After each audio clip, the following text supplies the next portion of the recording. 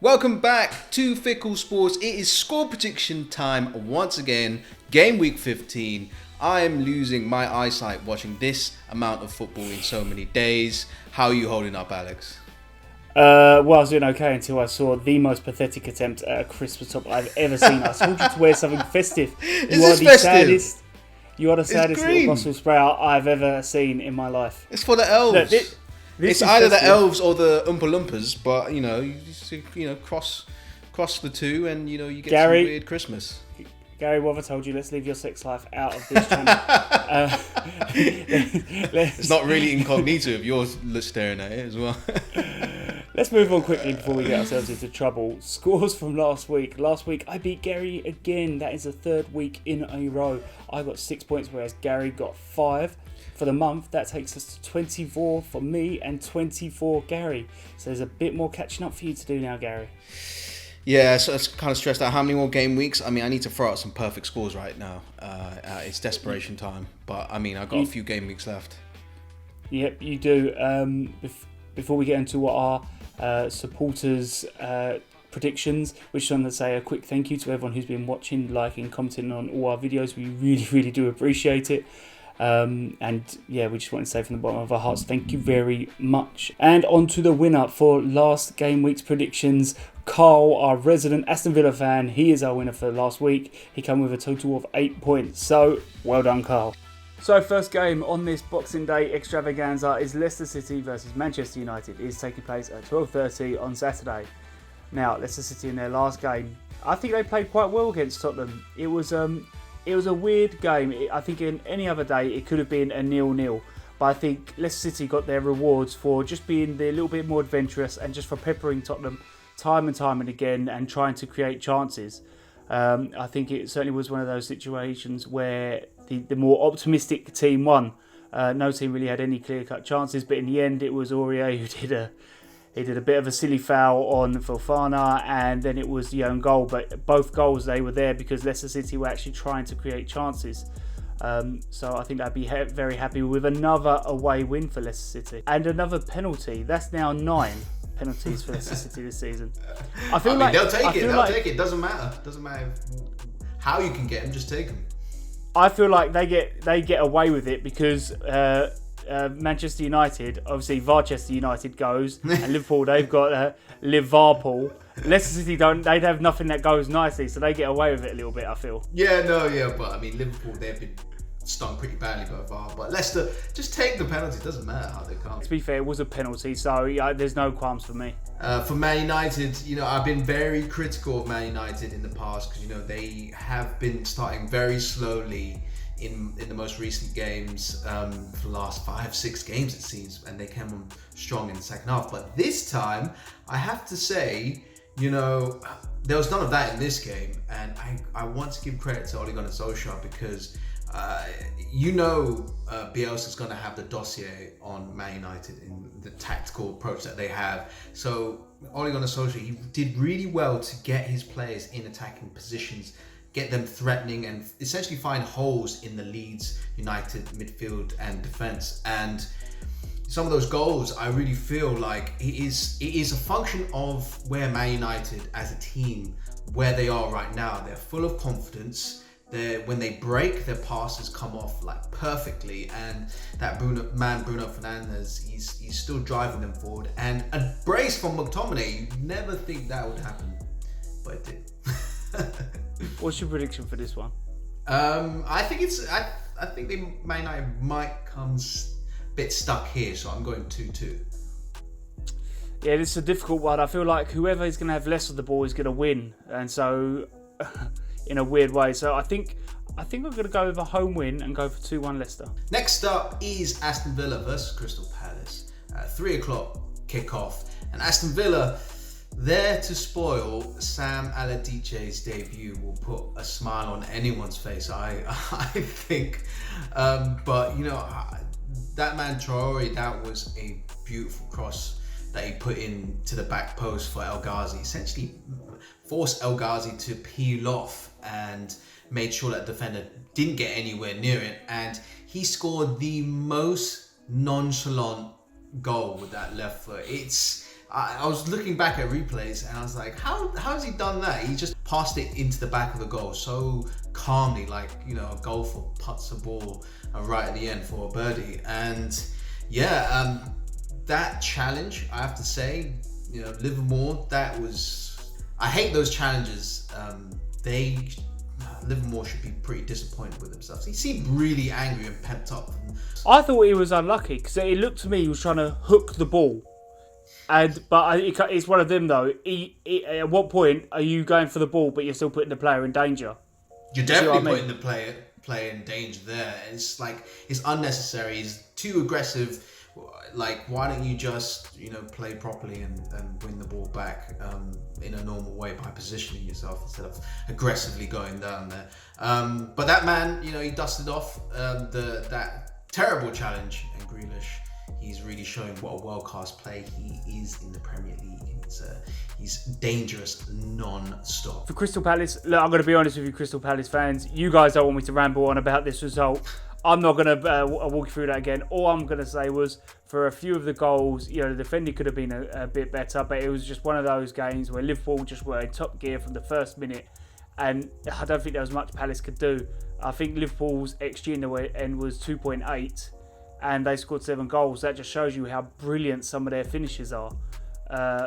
So, you know, just a horrific day in the office for Crystal Palace, and they'll be looking to move on quickly.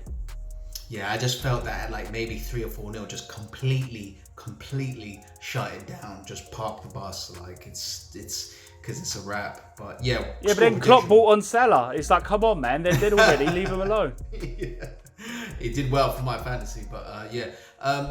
Score predictions. What have you got? I think Palace are really going to be trying not to concede after that thumping by Liverpool, and they know Villa pose a lot of trouble for them. So I think it might end up being a 0-0. Ooh, okay. No, I'm going. Crystal Palace didn't lose so badly. Yeah, they might be very stubborn defensively, but I'm going 2-0 Aston Villa. So next game is Fulham versus Southampton. It's taking place at 3:00 at Craven Cottage. In the last game, Fulham got a 1-1 draw against Newcastle, and I have to say, I was really impressed with Fulham. I thought they played really, really well. Certainly until the red card, they were the ones that were pushing Newcastle down, creating really good chances. I think Fulham have a little bit of themselves to blame because they really should have scored from some of the chances they created. They should have been a bit more lethal in front of goal. I felt the red card was a bit harsh. You know, I watched it back time and time again, and I couldn't find an angle where I could actually see how much contact had actually been made. Maybe I just haven't come across that yet, but every angle I saw, it wasn't actually clear to me how much contact there was. So I thought maybe the red card might have been a little bit harsh on Anderson. But I think from the red card onwards, it was always going to be a difficult game, and it kind of just ended up petering itself out for Fulham. But I think they've got a lot to build on with that first 60 minutes when it was 11 versus 11. Yeah, no, definitely a good base to get some more good performances. Fulham have sort of, I feel, performance-wise, turned a bit of a corner. They maybe feel like they belong more in the Premier League. I don't know. That's just observing Fulham. For Southampton, you know what? It was always going to be a difficult game against Man City, but you know, Southampton did well. You know, they were not. They didn't respect Man City too much. You know, they had a lot of possession and they were probing against Man City. I think just Man City, they're just very dangerous in key moments, and Man City, they were smart to get around Southampton's high press, which, you know, Southampton has had a lot of success with that in the Premier League. And, you know, I really thought that should have been a penalty for Ings. You know, I think like if the foot of that defender was 30 centimeters higher, because it totally had a bearing on, you know, Ings trying to, you know, head the ball. So I don't know if I agree with that. I feel like Ings got his shot off. Yeah, but been harsh. But I mean, like, it's totally distracting if you've got someone's foot coming up to your face and you're trying to head the ball in the box. And like, I feel like anywhere else on the pitch is going to be a free kick. So why is it not a penalty? Yeah, well, we've had that issue with referees for many a year, I suppose. So that's a fair point. And you go on from then to Sterling's handball, which definitely should have been a penalty. I mean, I'm of the opinion that if you try and control the ball, even if you try and control it off your arse and it hits your arm, you try to control the ball. And although it's not intentional, but it still hit your hand flush on. So I thought that should have been a penalty. So I felt Southampton were quite unlucky against Man City. But other than that, I thought Southampton should have definitely got a point out of this game. But score predictions, what are you going for? I think you hit the nail on the head with Fulham picking up a bit of form, but we have to remember Southampton they've been really, really good this season. So I think they're probably going to pick themselves up after the City game and come back with a 2-0. Okay. I'm going 2-1 Southampton. Next up is Arsenal versus Chelsea, Boxing Day at 5:30. Now Arsenal. Another Wait, can I say something before you start? No.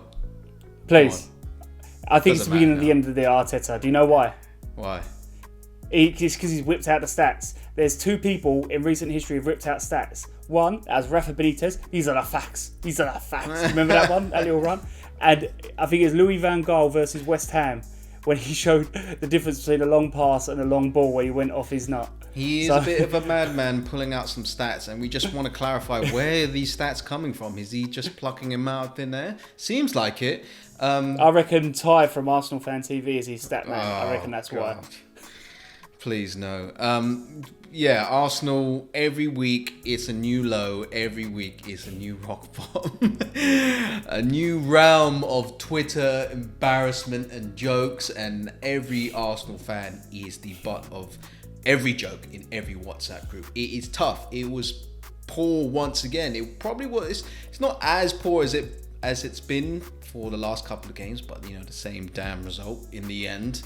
And the positive is that we ended up with 11 men on the pitch and we didn't go down to 10 men. That's the only thing I can really think of. But yeah, as you alluded to with Mikel Arteta, he is in danger of really losing his job. I think if he doesn't win his next one of the next two games, I don't know. You just, as much as you want to back him, the results are the results at the end of the day. So yeah, madman, and I am afraid. You sound like you are not dealing with this at all well. So let's quickly move on to Chelsea.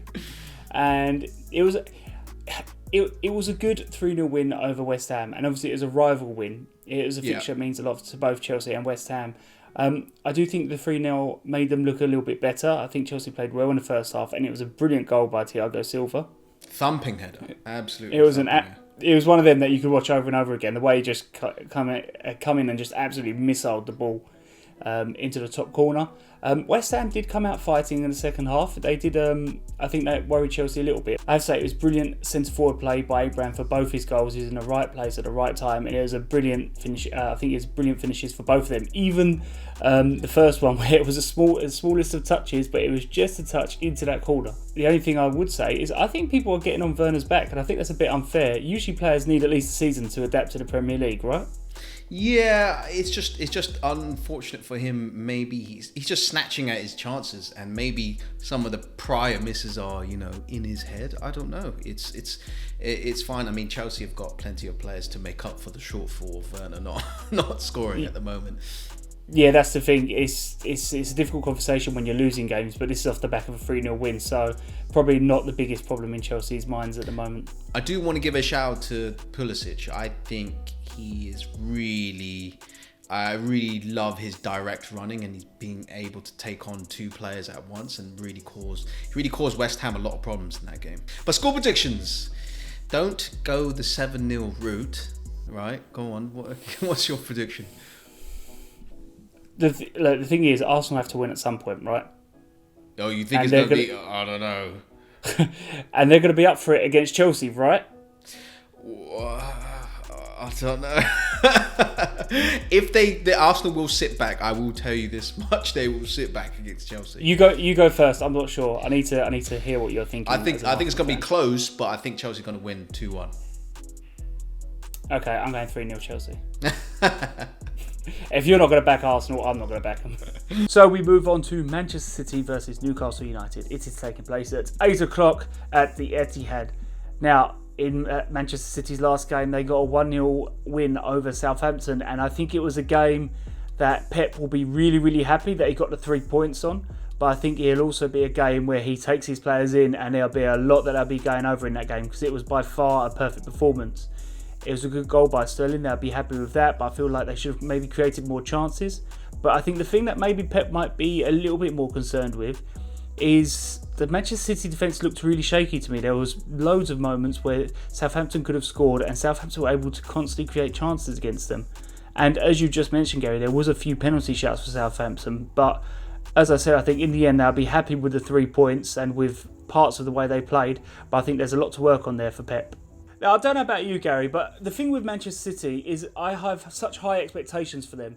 Do you know what I mean? Like, 1-0 for me is underachieving for them, and I feel like sometimes we might come across as being a bit harsh on City, but that's only because the expectation for them is so high with the players and the manager they have. Yeah, definitely. The quality of their players, you kind of expect them to run riot every week, but Southampton are just, they're on form. Maybe they should have done more against Arsenal, but they're a dangerous team. For Newcastle, that is quite a frustrating draw against Fulham, against 10 men. It's always difficult. I think the way they conceded their goal, that was kind of a comical own goal. I feel like Richie, he could have just moved out of the way, but it just, hit him flush in the face, and it just went in. You say this like he meant it. Come on, give the man a break. I know. He just scored one of the worst own goals I've seen in a while, and you're sitting there going, Richie, just move out the way, mate. Yeah, just get your head out of the way. It's just, yeah, it's unfortunate. It's a silly one to concede. I think he got caught with two minds. That's what I think. I think he thought, shit, where's the goal? Out. Yeah. I agree, and he just brain farted, really.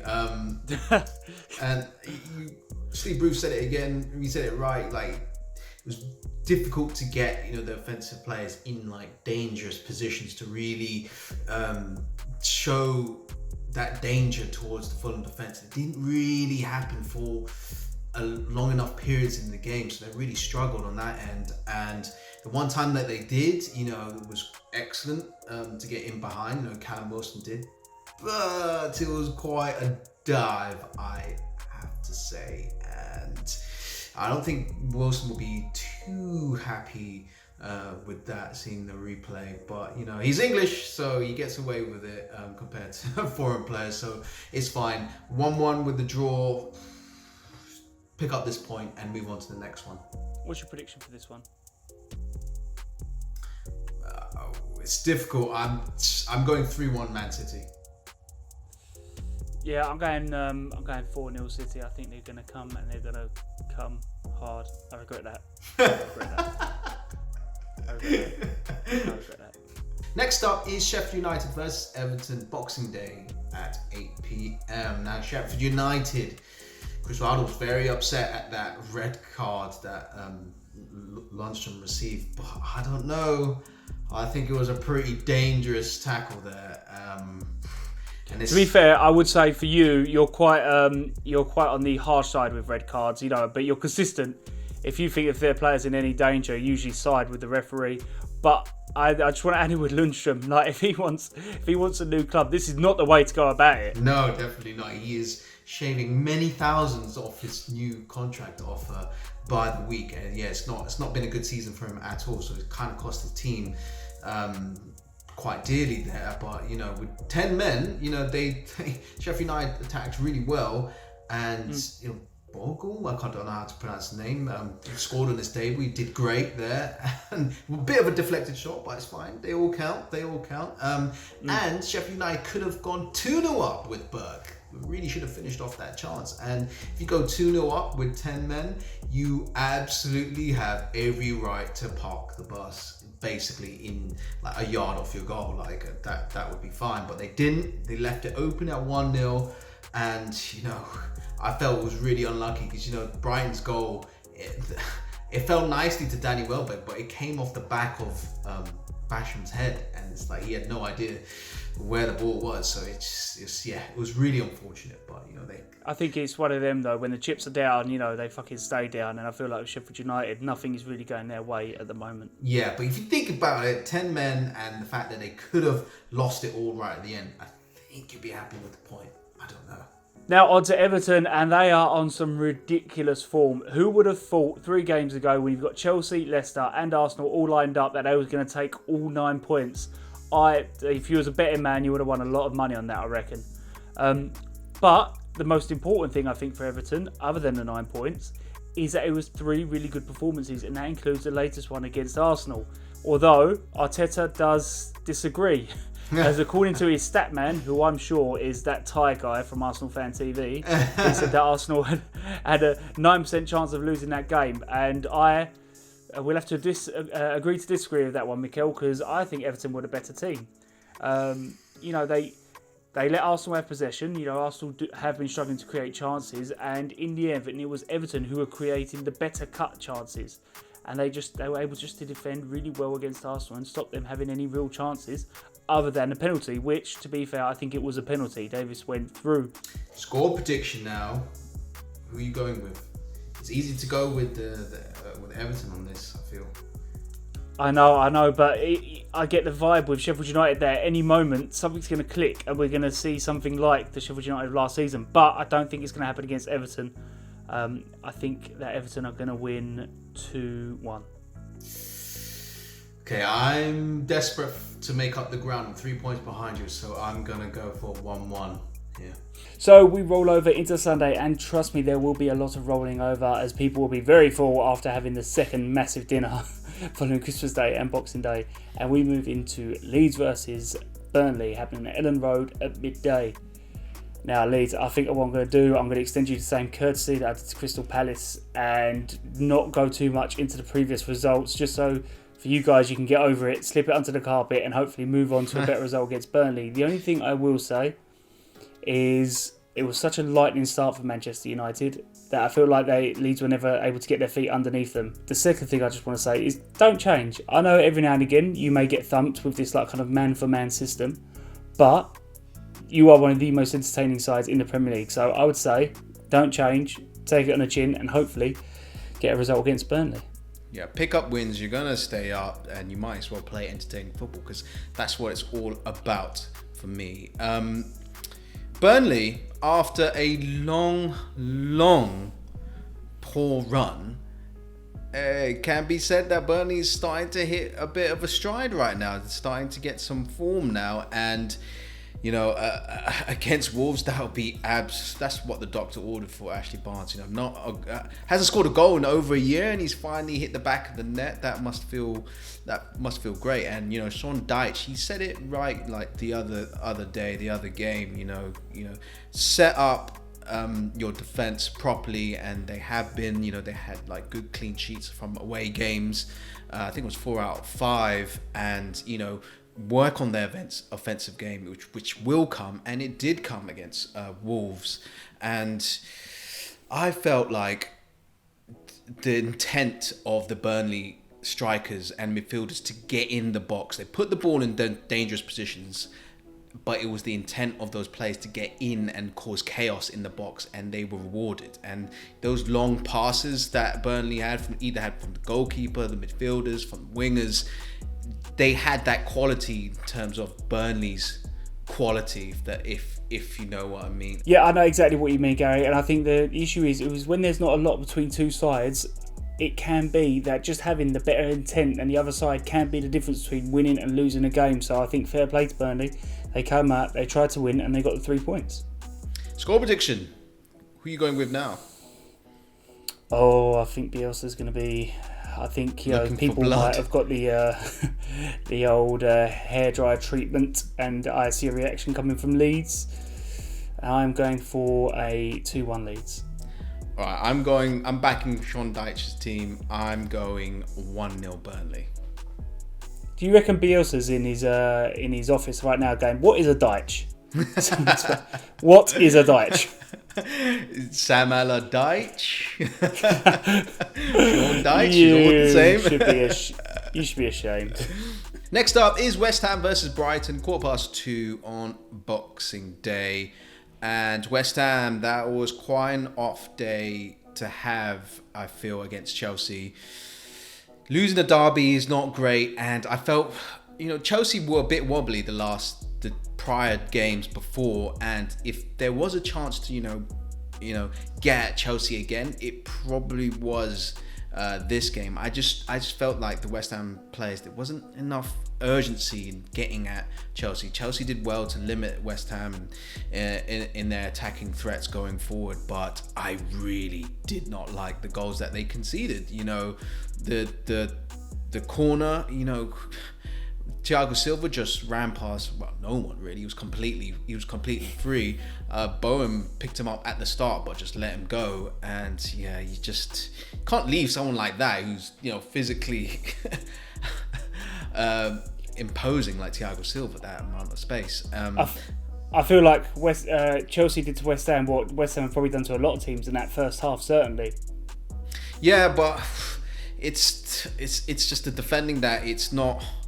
Especially for the Abraham goals, there's a lot of West Ham players that are in and around those crosses, but they're all ball watching and they're not paying attention, so they're not focused or alive to the ball, and they got punished really badly. But they did play better in the second half, but far too late. So we move on to Brighton, and Brighton fans, look, I need your help with this. Can you please get in the comments and explain something to me? Because I find myself time and time again saying that they play well, they create chances, but there's no end product, and that is now becoming a serial problem. I feel. What are you talking about? That guy Welbs, he scored again. Gary, I'm just going to ignore you, if that's okay. I feel like that's the most sensible way to deal with you right now. They started well against Sheffield United. Then Sheffield United did the crazy thing and they made a sub with about half an hour in, but it worked. Sheffield United then come out a little bit better. Then the red card happened. Ooh. And then Brighton, with one-man advantage, they were all over them. They were creating chances and they created enough chances to win the game. But again, I find myself saying the same sentence with Brighton, is that they played well, they created chances, they just did not finish enough, and they should have won. They could have won it right at the death there, though, towards the end. Yeah, but they should have. Yeah. So you want to know a useless fact of the weekend? Yeah, go on. Brighton had a better XG than Liverpool. Yeah, okay. But what's your prediction for this one? No. I'm letting you go first because I don't want you copying what I say, because I'm in desperate need of getting back 4 points. So go ahead. Do you know what? West Ham are a weird team. They win games where you don't expect them to, and they lose games where you don't expect them to. And I feel like, this is your last chance, Brighton. I'm going 1-0 Brighton. I'm going total opposite. I'm going 2-0 West Ham. So we move on to the penultimate game of game week 15, and it is Liverpool versus West Brom, and it is taking place at Anfield. Now, Liverpool, what a result that was against Crystal Palace. Now, Crystal Palace can be an absolute nightmare of a team to break down. I think they were a little bit sloppy defensively for their first goal. Mm-hmm. And then from then, Liverpool just took over. And it wasn't even the chances they created, because as I mentioned in the last one, Liverpool's XG for that game was 2.87. Yeah, it just seemed like everything they touched turned into gold, really. Exactly. It wasn't necessarily the chances they created, it's the finishes they did. Nearly every single one of their goals was absolutely brilliant, borderline unstoppable. It really was a brilliant performance by them, and Palace didn't really come close to kind of getting a goal back, so I think Klopp will be absolutely delighted with that performance. Now for West Brom fans, you're going to have to wait a little longer for the magic of Sam Allardyce. Unfortunately, he was not able to stop some of the defending that went on against Aston Villa, and he couldn't stop Liverpool from, committing quite a dangerous tackle on Jack Grealish, which kind of... There's unconfirmed reports, Gary, that Sam Allardyce actually elbow dropped Jake Livermore after that game. Yeah, he's going to be out way longer than 3 games then if Sam Allardyce is jumping on Livermore at all. But, it was quite... he put his team under a lot of pressure. West Brom, they did well. I know they went down 1-0, but they did well to stay in the game, work hard, keep a good shape. And, I like... West Brom are in it. The relegation battle, like quite deeply, but I like the way Sam Allardyce talks positively. He says to the squad, stay positive, stay fit, do not catch the C word, and listen to Big Sam, and they will find a way out of it. What's your prediction for this one? I am going. No, I'm going 4-1 Liverpool. It can't be. It might be frustrating, but yeah, I don't think Sam Allardyce is gonna pull out anything against Liverpool just yet. Yeah, I'm going 3-0 Liverpool. Next up is Wolves versus Tottenham, and Wolves. Well, it's not a great result. You know, at the end of the day, Wolves should be beating Burnley, no doubt, with the quality that they have in their team. But I feel with Wolves, it seems like they get a good win, and then you think they can go on a decent run with their fixtures, but then they get stuck in the mud again, and then they win. It's the bit of a. I'm not going to be too critical of Wolves because they are doing it without their main man in Jimenez. It's a struggle. I'm glad you mentioned that because I was about to say that it must be difficult for them to try and work out like kind of the way to beat teams without who is one of he is their main man. And they came up against Burnley, who are starting to hit a bit of form. They really couldn't handle Burnley's direct approach. Burnley put in a lot of quality long passes into Wolves' box. Crosses deep, and Wolves, the defense, that just couldn't handle it. So it's I don't want to be too critical, like I said earlier with Wolves, but you're hoping that they can maybe get a scalp against Tottenham here because they have the quality. Yeah, well, Tottenham, they might be feeling a little bit after losing against Leicester, and it was one of them games. Look, Tottenham didn't play well, but I think any other day of the week it could have finished 0-0 because no team really created any brilliant chances. It was just one of those games, and it goes back to what we were talking about earlier, Gary. We were saying the team with the better intent can be the difference between winning and losing a game. And I think Leicester were the team who were trying that a little bit more. They had that intention of trying to break us down a little bit more than what Tottenham had. And I think that's the reason in the end they got the goals. Yeah. It was a penalty and a deflection at the end of the day. But it's because they got themselves into those positions that they were able to get the goals in the end. So, yeah, not a brilliant performance by Tottenham. I think Mourinho will be hoping to see a much better performance against Wolves. I just felt with Tottenham, they were far exceeding their XG, which I know you shouldn't, look at XG solely, but they were smashing it by quite a bit. So it maybe just come down a tiny bit. Now, score predictions. This is a decent game. It's going to be quite evenly matched. After 2 losses in a row, I really want to go with my heart, but I'm going for a 0-0. Wow. Okay. I'm going 1-0 Tottenham with this one. That is all for score predictions. Game week 15. If you're watching it, it's probably Christmas time. So Merry Christmas to you all from Fickle Sports. Yes, we hope every single one of you has as good as you can. Merry Christmas. And that 2021 is much, much, much, much, much better than what 2020 has been. See you later. See you later.